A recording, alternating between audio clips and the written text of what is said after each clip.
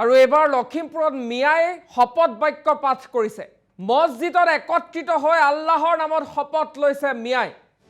ডাঙৰ খবৰ এই মুহূৰ্তত জনাইছো, লখিমপুৰত মিয়াৰ শপত বাক্য পাঠ। মছজিদত একত্ৰিত হৈ আল্লাহৰ নামত শপত বাক্য পাঠ কৰিলে মিয়াই।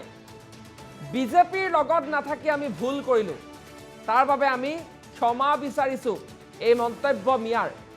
আমি শপত লৈছো অনাগত দিনত বিজেপি চৰকাৰৰ লগতেই থাকিম। আৰু মছজিদত সোমাই মছজিদত একেলগে মিয়াই লৈছে শপত বাক্য পাঠ কৰিছে।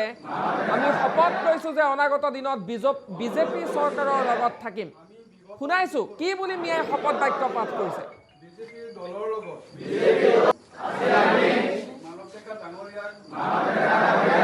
অনুৰোধ কৰিছো যে আমি বিগত দিনবোৰত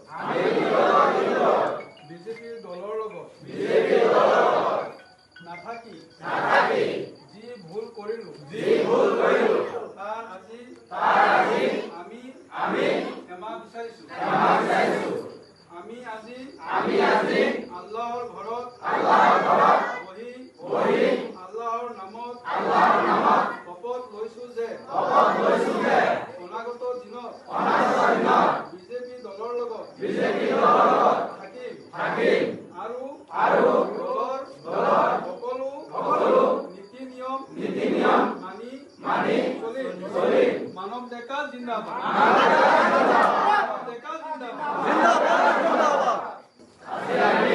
মানৱ ডেকা ডাঙৰীয়াক অনুৰোধ কৰিছো যে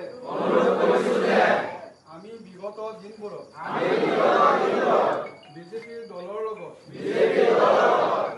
নাথাকি যি ভুল কৰিলো তাৰ আজি আমি ক্ষমা বিচাৰিছো।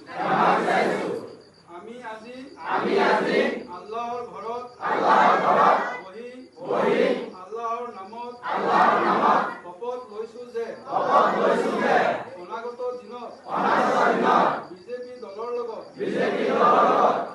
থাকিম আৰু